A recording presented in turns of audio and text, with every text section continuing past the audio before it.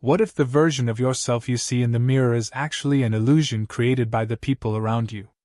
Hello and welcome back. I'm glad you're here. Today, we are going to do something a little different. Usually, we look at the world around us, politics, economics, history. But today, I want to turn the lens inward. I want to take a journey into the architecture of your own mind. We're going to dismantle the engine of your decision-making, pull apart the wires of your self-perception, and look at the glitches in the software that make us human. We often walk through life assuming that we are the pilots of our own existence. You wake up, you choose your clothes, you drive to work, you react to your boss, you love your spouse. You feel like a rational agent acting on a stage. But what if I told you that the stage is moving? What if the script you think you're improvising was actually written by social cues you didn't notice, biological hardwiring you can't control, and a psychological hall of mirrors that distorts everything you see? We are going to explore a series of psychological mechanisms, mental models, that explain why we do what we do.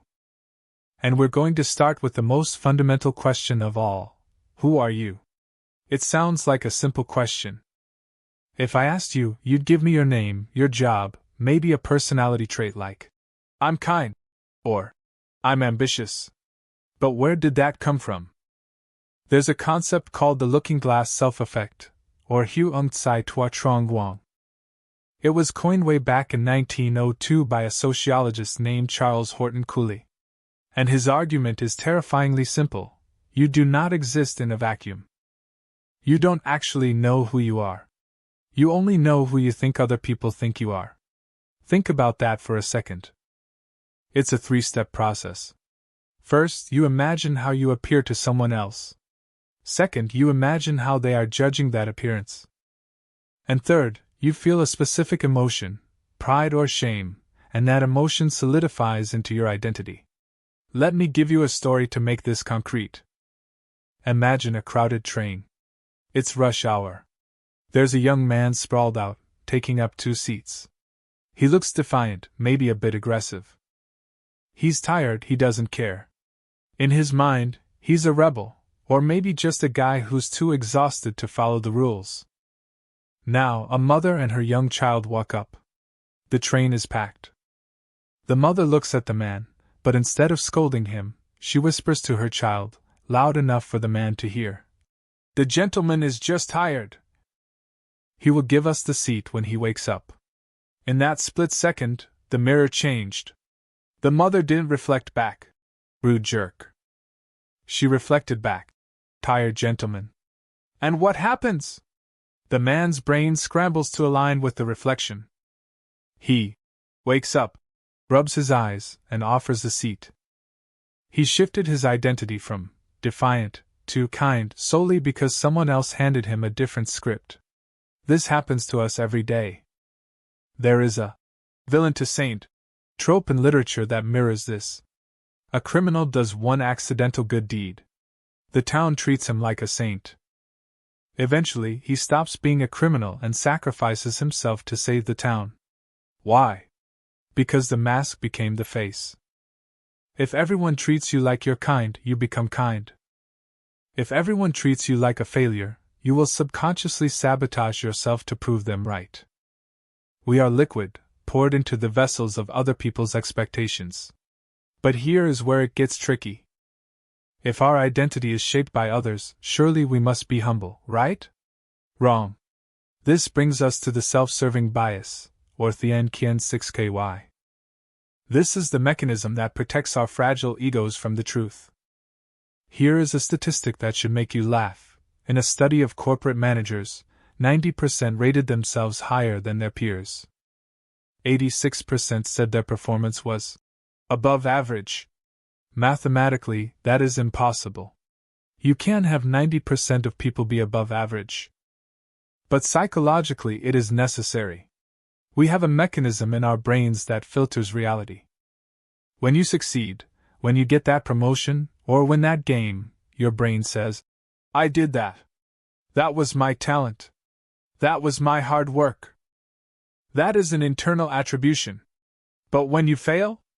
When you crash the car? When you lose the account, your brain instantly flips to external attribution. The sun was in my eyes. The referee was blind. The economy is bad. My team didn't support me. We see this in marriage constantly. Researchers studied couples in Canada. They asked husbands and wives how much of the grocery shopping they did. 91% of wives said they did the majority. Only 76% of husbands agreed. When asked about housework, both partners typically remember doing about 80% of the work. Why? Because you are there for your effort. You feel your own sweat. You don't see the hours your partner puts in. You are the protagonist of the movie, and everyone else is just a supporting character. So we have a self that is constructed by others, but an ego that defends itself at all costs. Now, how do these flawed creatures make decisions? Let's talk about the anchoring effect, *Q on the ammonio*. This is one of the most powerful tools in negotiation and marketing, and it happens to you 10 times a day without you noticing. The human brain hates a vacuum. When we don't know the value of something, we grab onto the first piece of information we see, the anchor, and we hold on for dear life. Decades ago, Tversky and Kahneman, the godfathers of behavioral economics, ran an experiment. They spun a wheel of fortune with random numbers. Then they asked people to estimate the percentage of African nations in the UN. If the wheel landed on a high number, people guessed a high percentage. If it landed on a low number, they guessed low. The number on the wheel had zero to do with geography. It was random. But the brain couldn't ignore it. My favorite example of this is the sandwich shop story. Imagine you own a sandwich shop. You have 2 employees. Employee A asks customers, "Would you like an egg with that?" About 50% say yes. Employee B asks, "Would you like 1 egg or 2?" Suddenly, 70% of people are buying eggs. Why? Because employee A made the choice. Egg versus no egg. Employee B anchored the customer on the number. The question wasn't, "Do you want it?" It was, "How many?" The baseline became 1 egg.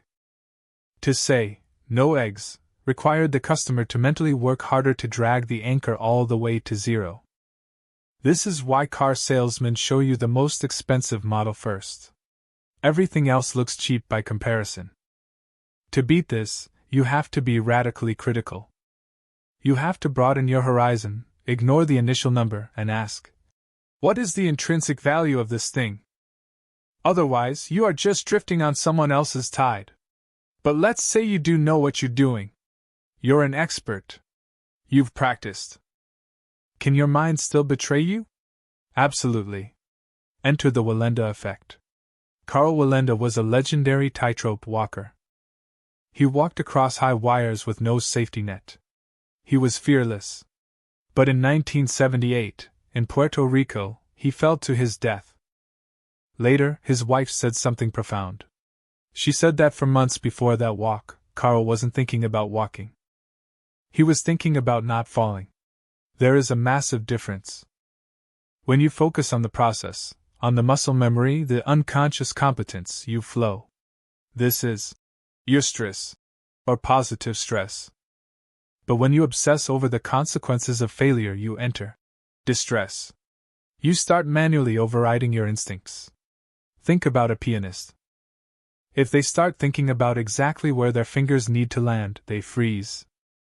Think about a public speaker like Johnny Jones, who was paralyzed by the fear of losing a competition.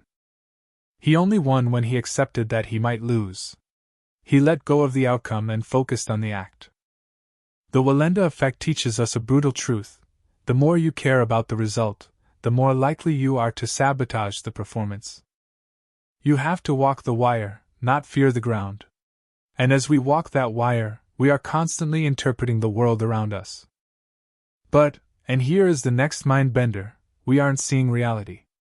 We are seeing a projection of our own context. This is the Kuleshov effect. Lev Kuleshov was a Soviet filmmaker. He did an experiment where he took a shot of an actor with a completely neutral expression. Just a blank face. He showed that face to an audience, followed by a bowl of soup. The audience said, "Look at his face. He looks so hungry." Deeply contemplative about hunger. Then he showed the exact same face, followed by a dead body. The audience gasped. He looks so sad. Such grief in his eyes.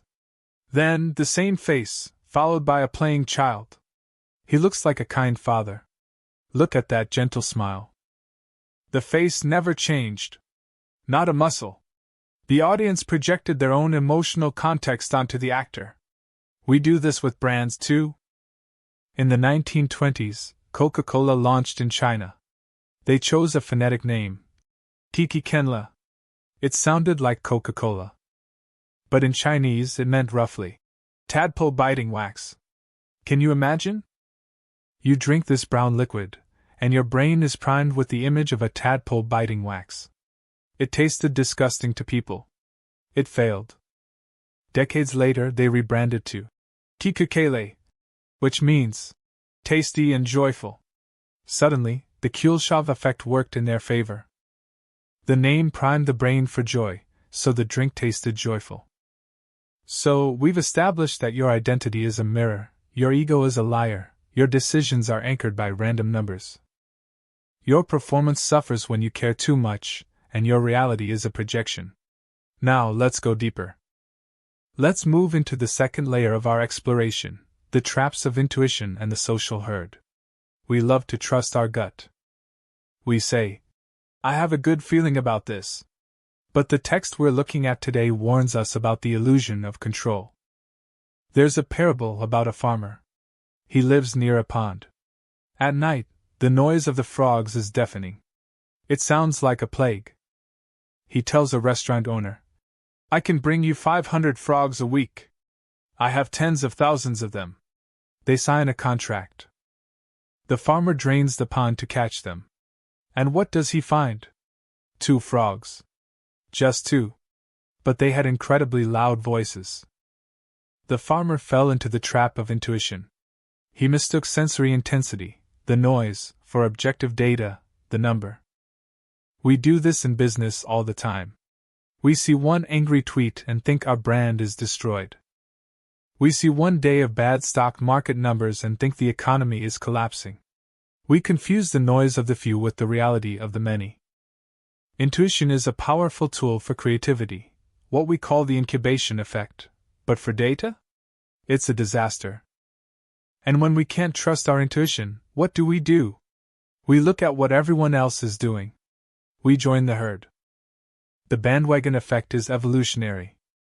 If you were a human on the savannah 50,000 years ago, and you saw everyone running toward the caves, you didn't stop to ask, "I wonder what the statistical probability of a lion is?" No. If you stopped to think, you died. You ran. The gene pool is full of people who ran. But today, that instinct is weaponized against us. Solomon Asch showed this in his famous line experiments. You put a person in a room with 5 actors. You show them 2 lines. One is clearly longer. But the 5 actors all say the short one is longer. 75% of people will eventually agree with the group, denying the evidence of their own eyes. 75%. That is terrifying. It explains stock market bubbles, political extremism, and fashion trends. It also explains the horse racing scam. Professional gamblers will bet on a weak horse to drive the odds down. The herd, the amateur bettors, see the odds dropping and think, "Oh, the insiders know something. That horse must be a winner." They pile in. The professionals then bet on the actual winner at better odds. The herd gets slaughtered because they outsource their thinking to the group. We also outsource our self-knowledge to vague generalities. This is the Barnum effect, named after P.T. Barnum. Why do horoscopes work? Why do personality quizzes on Facebook work? Because they use statements that are true for everyone but feel specific to you. You have a need for other people to like and admire you. You have a great deal of unused capacity. At times you are extroverted, at other times introverted. When you read that, you nod. You say, Wow, that is so me. That is called subjective validation. We want to be understood so badly that we will accept a generic description as a soul-deep truth. In one study, students were given a personality test. They all got the exact same results paper. 90% of them said it was a perfect description of their unique personality. To break this, we need Occam's razor. This is a philosophical principle from the 14th century. Asterisk entities should not be multiplied without necessity.